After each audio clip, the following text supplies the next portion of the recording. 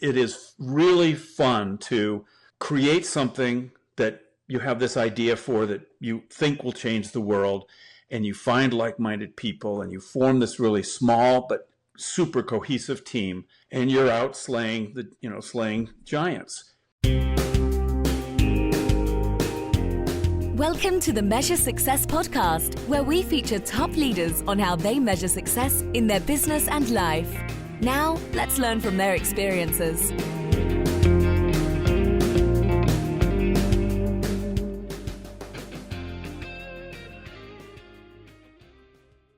Carl J. Cox here, host of the Measure Success podcast, where I talk with top leaders about effective strategies that inspire success.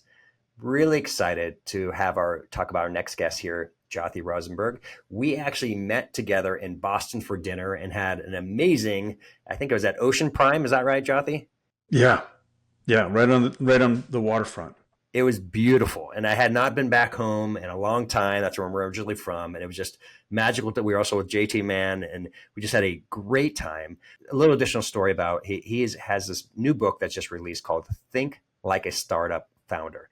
The reason why you should read this book and get this book is because he's actually been a part of nine different startups, and two of them have had $100 million plus exits. He started his journey by getting a computer science degree from Duke University, no easy thing.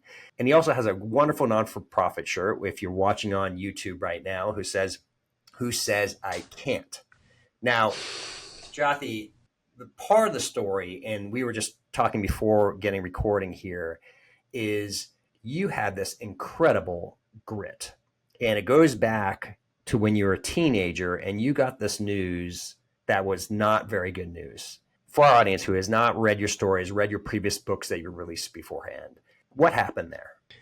Yeah, so 16 years old, I grew up in the Detroit area, and then it was October, and so it was already a little bit cool outside, and we were doing jumping rope inside, and my right knee locked in midair and wouldn't extend. And so naturally I went crashing to the ground, screaming in agony. And they called my dad, who's a surgeon, and he picks me up and he examines it. And doctors are notorious for, they don't actually do a very good job of the medical care of their own kids. And he wraps it in an ace bandage, and he goes, okay, so big guys hurt their knees all the time, and I want you to take it easy. Now, how many times have you tried to tell a 16-year-old to take it easy? That doesn't work. So I heard it, chasing my brother, trying to punch him, and then he wrapped it again. And then I slipped on some ice because now it was December and really hurt it badly that time. And they finally took me in and they did a biopsy. And it was the most shocking news because at 16, 17, 18, 19, you think you're immortal. You're certainly, immune to a disease. Well, the biopsy came back and it was bone cancer, which is very rare. It only affects teenagers, boys 50% more often than girls. They think it might have to do with rapid growth. They're not sure. But whatever, it was an emergency because it's an aggressive cancer that gets in the bloodstream. And so it was amputation the next morning. Hardly any time to think about it because they already sedated me to make sure I slept. And then boom, next thing I know, I'm waking up and I look down and there's just a stump there. And let me tell you what sort of exacerbated it is that, and where this comes from, is that I started to ask people, what would I be able to do? Would I be able to ski? It was my favorite sport. No, you can't ski. Am I going to be able to play hockey? Because I loved hockey. No, you can't play hockey. How about baseball, football? I was a pretty active kid. No. And so everything was can't. And I started to try to figure things out on my own. And I would just do simple things and get better at them. But I do want to flash forward to college because every 6 months I had to get a checkup, chest x-ray, blood test. And I did it because my parents said I had to. But the idea that this thing wasn't done with me was completely foreign to me. And I thought, no, that's not possible. But after 3 years, from the initial incident, almost exactly 3 years. I was actually having my wisdom teeth out. I was in the basement of this hospital. I had been sedated for that. And they come down and they say, "You're not leaving the hospital. You're being admitted." And so I still had, stitches in my mouth, and they admit me into the hospital and say, "It's shown up in your lung. You're going to have your lung removed on the left side." So, another emergency, right? And now I'm thinking, oh my God, this thing is going to keep eating away at me bit by bit. But what was different this time is that 3 years later, chemotherapy had not existed in 1972, first time. And now, 3 years later, it had just come out. It was actually invented here in Boston at Dana-Farber. You know the place. And they put me on it, but my doctor had very little experience with it. And so he said to this 19-year-old, "No one has ever survived when this happened." So, of course, my understanding of that was, you're going to die. And I went ahead with the chemo, and of course, it did all the things you would expect. I became bald as a cue ball and sick and stuff. And when it ended, I didn't ask anybody's permission. I just got in my car and I drove to Alta, Utah, where I parked myself right in front of this lodge, and I said, "I'm not leaving until you give me a job as a ski bum." And I got it, and I skied 100 days straight, every day, never missed a day, because I was skiing until I dropped dead, but I also wanted to accomplish this thing. I wanted to become not just a okay skier on one leg. I was a really good skier before I lost it, even though I was only 16. And I wanted to become, a black diamond skier on one ski. And it took a lot of work because it's just weird to turn that one direction. And I did it. And then, because the snow melted and I hadn't died, I had to think of something to do. And so I decided to finish college and go to grad school. It's Jothy. When I remember you telling us at dinner, it's like, you got to be kidding me. You really went through that whole experience skiing, and you're like, no. Going back to your time period, today we have pretty good accommodations compared to when you were there, right? A lot better than we did today. But there was effectively no accommodations for people with your disability at that point in time. Is that fair to say? Yeah, it's true. It is really interesting how much has changed, and just people's attitudes. Actually, in 1973, when I went back to school and everything, you may not remember this, but a lot of people, even people, educated people, thought you might be able to catch cancer. And so when I went back to school, I would walk through the halls and the kids would jump out of the way like I was parting the waters of the Red Sea. And not a single friend ever had anything to do with me again. I mean, it was like just everyone vanished. So, everywhere you turned was tough. They didn't believe in narcotics for pain. So I was on ridiculous, inadequate pain meds, and everybody thinking you can't do all these things, and there was no adaptive equipment. We call them outriggers. They're forearm crutches with ski tips on the end. Well, those didn't exist yet. So, yeah, we've come a long way. Jothy, you don't have to share, but I think you're a pretty transparent guy. So how old are you today? I am 67, almost 68, actually. And you were telling me that you recently swam. Every summer now, you're swimming and doing an Alcatraz swim, and you placed, what was it again, overall? Fourth overall. And this included two-leggers, as you put it. Yeah. But they do it by age group. So it was fourth in my age group. Sure. But first of all, forgive me, that's a crazy swim. That's cold water, rough water in the Pacific Ocean, right? You're swimming in, and you placed fourth in your age group. That is remarkable. You talked about how you're cycling. You are a testimony to those who keep trying and doing things. And that is one of my favorite. I was so excited that we were able to meet when I was just recently visiting Boston, because I was like, you inspired me. You inspired me. I mean, I've got these little tiny ailments, Jothy, little tiny ailments, like, and relative. And it's like, thank you for inspiring me. Like I could keep moving forward. I hope everyone is listening. If you have, I don't want to diminish anybody's individual experiences. They tell me you can't do that. But I think what you have done is you've shown how you can overcome so many things by just keep trying. And you also had this attitude, and I think it's fair to say, of, hey, I don't care. I'm just going to give it a shot. So, Carl, I tried to convey this message really broadly. And several years ago, a friend I'd met who turned out to be a producer on the show 60 Minutes. I asked him if he'd be willing to go in jointly, and we created a television show together. And of course, I decided to call the show Who Says I Can't. But the idea was that we were going to find people with disabilities who were amazing at whatever they chose to do. And then we would interview them 60 Minutes style, sitting looking at each other. And then whatever it is they do, whatever sport they do, because these were all about sports, whether I'd had any experience with it whatsoever, I was going to try it.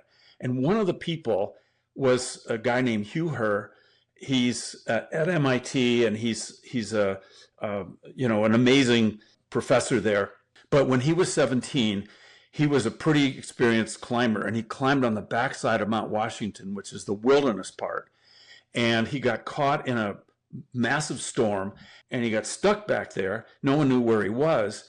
And he had to try to survive without adequate, clothing for 4 days in a snow cave. He ended up losing both legs below the knee. But he built these special feet. They're tiny, but they can stand on the edge of a rock that's only the thickness of a quarter.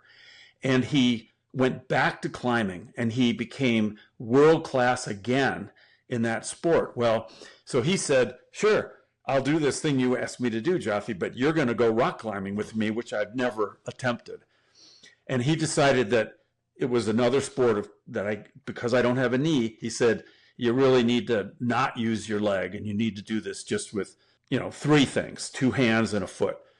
And so I went up this thing, and he chose something called high exposure, which is in the mountains in the northern part of New York State. And it was literally a 300-foot sheer cliff. And he kind of gave me some advice, and I said, okay, I'm gonna do it. And I got up. It was, wow. That's just the point. And the show didn't get picked up by a major network, so it is on YouTube, so anybody can see it. We did 3 episodes, 3 different people, really inspiring to people. And the reason I do the Alcatraz, just one more comment about that, is that it's not what people probably think. It's not that I'm trying to prove anything, except to myself. And I call it a pilgrimage and I've done it 29 years, and I keep going back to do it because two things happen. One, if you have a disability like I do, you do not forget it. You do not, quote, overcome it. Because I get up in the middle of the night and have to go to the bathroom, I have to find crutches and walk in the dark in crutches. So, it's something that you're reminded of constantly. And in order to recharge yourself and recharge your batteries, you have to have these things where you are good at it. You're exceptional at it if possible, because that's what makes you, feel good about yourself. And you have to have that constantly. But the other thing is that, and this is just a little, snarky thing, but my favorite thing in life is beating 2-leggers at a sport they're good at. I love that. I love it how, once again, I mean, if you may, you have this chip in your shoulder, right? Of once again, I'm going to still do it regardless. I'm still going to try. And regardless of your situation, your disability, you're going to go through. And I think it's just so amazing. I love it. Your spirit, once again, you're so inspiring as you do this. And so, all right, so let's. I do want to talk about your book that is it's been released, And I'm super curious about this. Think like a startup founder. What is the key premise behind it? Why, what are you trying to get across so people can get to that exit, right? They can get to that success, because not every single one of your startups was a success, right? But you have to have a mentality, right? That's different than working for Coca-Cola. So go ahead and share with me these key principles that you talk about in the book. Well, first of all, let's just agree on something that it is it is risky to found a startup company, and we all know the statistic: 8 out of 10 fail. But the experience, even in ones that fail, and I just want to make sure this is really clear to people, that is a joyful experience. It is really fun to create something that you have this idea for, that you think will change the world, and you find like-minded people, and you form this really small but super cohesive team, and you're out slaying giants.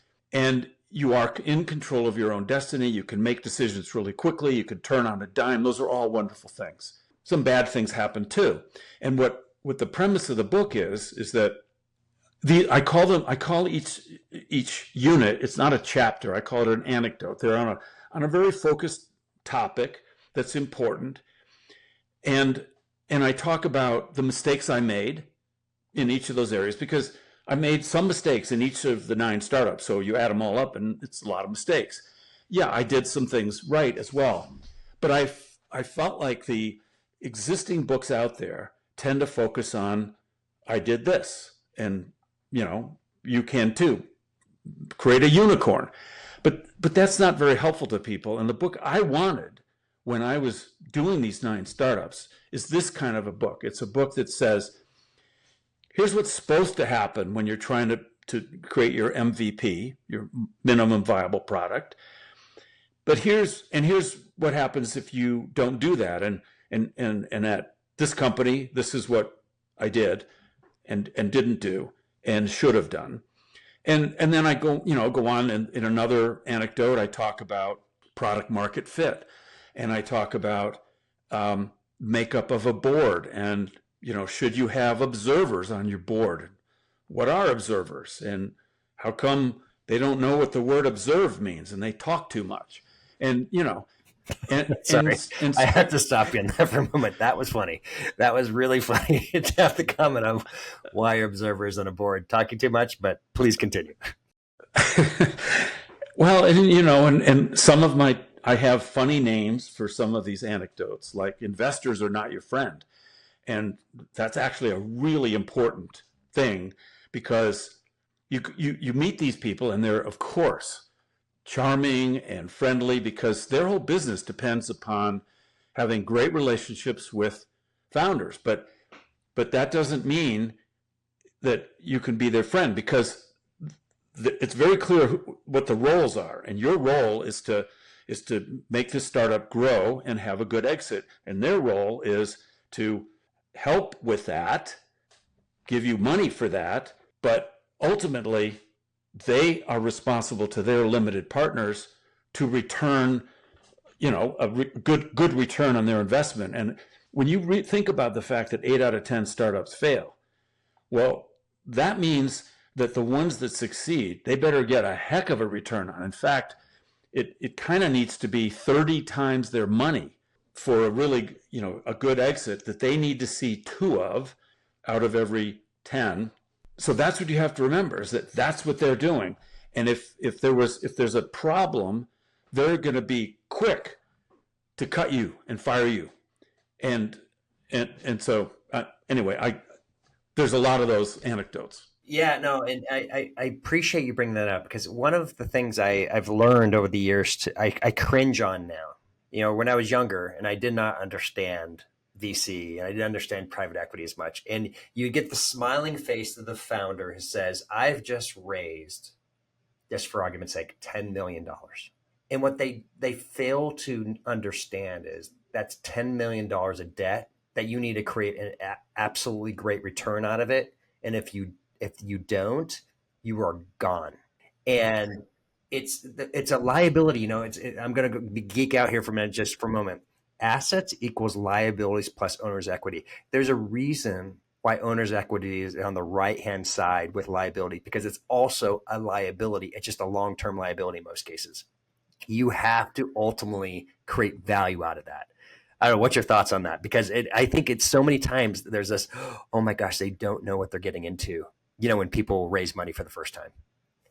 Yeah, well, there's so many things around that. I mean, you got to pick the right kind of investor. You got to make sure you're understanding what their expectations are. If you go to a VC that's got a $500 million fund, you got to be careful, because they have to invest a certain amount of it, because they only have a certain number of days, that they can dedicate to each potential investment, because they're going to probably look at somewhere between 20 and 100 potential deals to decide on one they're going to invest in. And then if they're a $500 million fund, they've got to put 20 million to work. So they're going to put 10 in this round and save 10 of dry powder for the future. Now that's a huge amount of pressure on you to get an enormous return.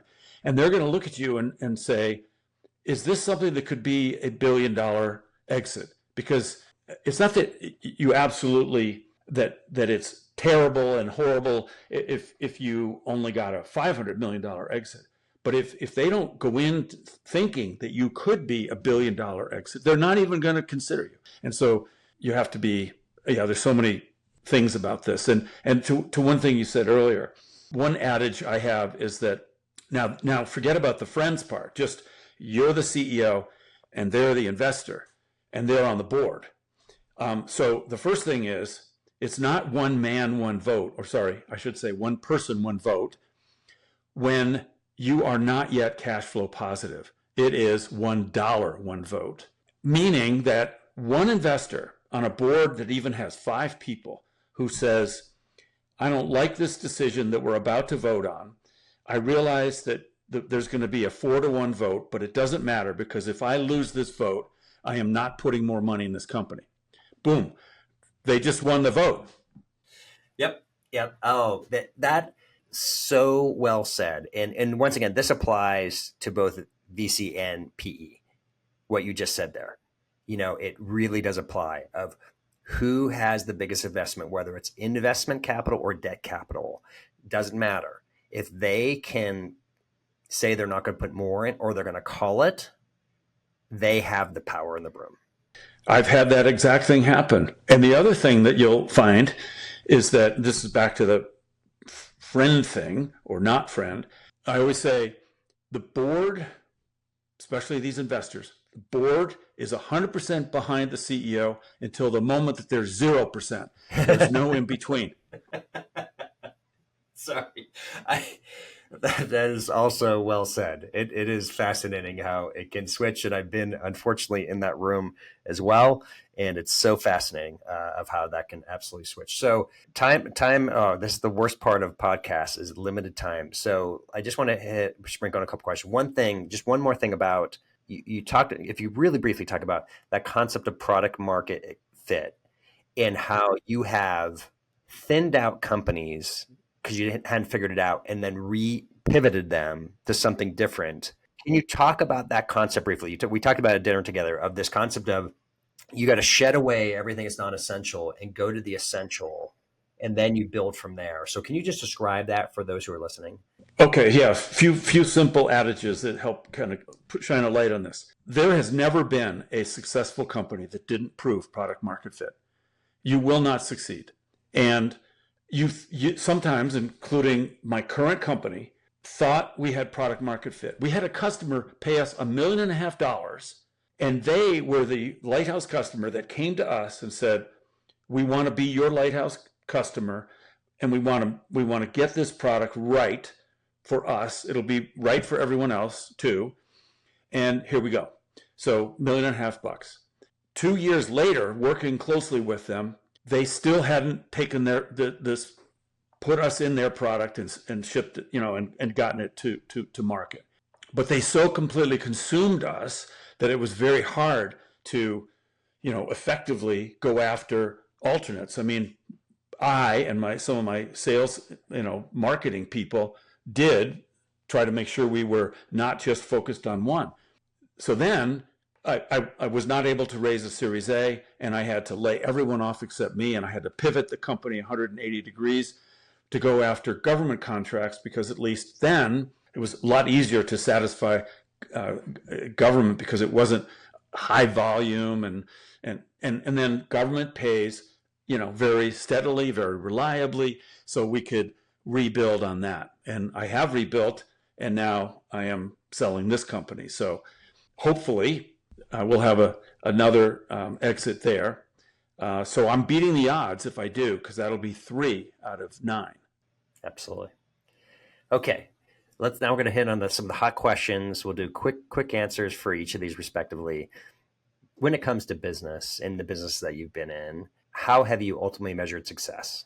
So, it's really, we're a venture-backed company. So it has to be, what's the revenue curve? Is it starting to hit that hockey stick? Are we seeing, good growth? It was all about where are we now, and then growth. But then the second metric quickly became, oh crap, what's the burn rate? How long is our runway? Because I'm starting to worry that we aren't going to be able to raise a Series A. So I had one metric for a while, and then it was like, wait a minute, I have to have another metric, because now it's not about long-term growth. It's about, am I going to be able to raise a Series A, or do I have to do something drastic? And that's wise. Once again, wise thinking behind that. All right, we started out with the personal side, but I'm curious from just a habitual standpoint. What are some kind of daily or weekly habits that you do consistently to continue to help give yourself that drive that you have? I exercise like a fanatic. So I swim 3 times a week. I bike once a week during the winter and twice a week during the summer, and I row. Those are the 3 main things I do. I work out every day, and then I have these events. I do a 100-mile bike ride, at least one every summer. Lately, I've been doing one that's in the White Mountains in New Hampshire, so doing some climbs. And on a bike, when you have an above-knee amputation, no knee therefore, you don't get any benefit. In fact, it's sort of dead weight to wear a prosthesis. So I strap some crutches to the bike. I'm just pulling up and pushing down to get up these hills. What's really fun, just as a quick aside, Carl, is that if a two-legger gets off their bike and is walking and I pass them, I've noticed that they tend to get back on their bike and try harder. See, once again, motivation that you continue to provide to those. All right, so personal side now. And we just talked about some of the habits that you have. How are you now measuring success? You've gone through so many things in your life. How are you measuring success on a personal basis? So that has changed, and I guess for all of us, it changes over time. But I'm really, at this point in my life, I'm going to retire from some of this stuff in 2 years, and I want to continue to write and speak and podcast and work on this foundation. And the only part of all of those things that's not where I would like it to be is this, and that is because we're only able to help about 2 or 3 kids a year. What we do is we get adaptive equipment for kids that have a disability. And like most common thing is either through an injury or a disease, they lose a limb. And so we're getting running legs for kids. And unfortunately, these are very high-tech, very expensive devices, $21,000 to get a small kid's running leg. And so I would like to be able to ramp this up to help quite a few more kids. So right now I have to focus on quality, not quantity, and really make sure we're doing a great job for the 2 or 3 kids we can help a year. I mean, it's like a tearjerker kind of thing, because this 10-year-old girl will say, "You've changed my life," and that's a wonderful thing to hear, and it's just very emotional. So I want to get some help and on the foundation. We don't write any grants, so that's something we want to do. So that's the things that I'm focused on. Perfect. Okay, not one of your own books, Jothy, but what is a book that has inspired you that you'd recommend for others? So I actually knew you were going to ask that, and I'm really loving this book. It's called, is it Visible? Yep. Oh, got it. Yep. Go ahead. The Yep. brand mapping strategy. So, well, I'm using this for my personal brand, but it's written really for for business people, and so everything in it I can apply to to my company, to my nonprofit, and it's the only book I can ever think of where I read it once through, and then I went back and I started to create a document which was sort of the comprehensive description of my brand in this document, going like page by page through this book. So I met Karen Tiber Leland at a little workshop. There were like only, I don't know, 40 people there, so you really had time to get to know the people that spoke. And she's very impressive, and her book is very impressive. So great recommendation, and then perhaps you could I'd love to meet her as well. It sounds like a really great person, great content. I loved it how you said it. This is one of the few books I've actually the only book, like you said, you've gone back and reread and how to apply it specifically to what you're doing. So that says a lot about that specifically. Jothy, how can people reach out, find your book, connect and learn more about you, your not-for-profit, etc.? My website, jothyrosenberg.com, does connect to my podcast, my speaking, everything about the book will be there. And then I think we have a pretty easy to find link to the nonprofit, but the nonprofit also has its own website, which is whosaysican't, one word, .org. We are always looking for help, donations. We're having a fundraiser. It'll have been in the past when this is released, but we do it every June. It's in person, but if you get on the mailing list, we do silent bidding for like vacations and things like that. It can be done remotely. So people can participate even from far away. It's a lot of fun. Yeah, that's wonderful. Jothy, thank you. Just like our dinner conversation we had and our prep conversation before that, it's been an absolute pleasure. And once again, you are an inspiring person. Thank you so much for being a guest on Measure Success Podcast. Thank you for having me, Carl. It's actually an honor to be on a podcast that's as prominent and well listened to as yours. Thank you so much. Very kind of you. And once again, as we like to say to our audience, the reason why we get extraordinary people like Jothy on this podcast is because that you are downloading, you are doing reviews for us. Written reviews are really appreciated. That's one of those things. I'll just do a firm ask for you today. Go out, do a review. And if you haven't, I'll do a shameless plug for our new podcast that has recently come out, $4 Million Strategies. It's a daily 4-minute podcast. Go ahead and take a look at that. It's a lot of fun. As we always like to say, Jothy, well, first I'll say this. He fit our definitions in all threefold. We love to have entrepreneurs, number one. Love to have people, number two, who are authors, and three, crazy high achievers. He easily qualified on all three of those today. As we like to say, wishing you the absolute very best for measuring your success. Have a great day. Thanks for listening to the Measure Success podcast. We'll see you again next time to learn from the best. Remember to subscribe now to get future episodes.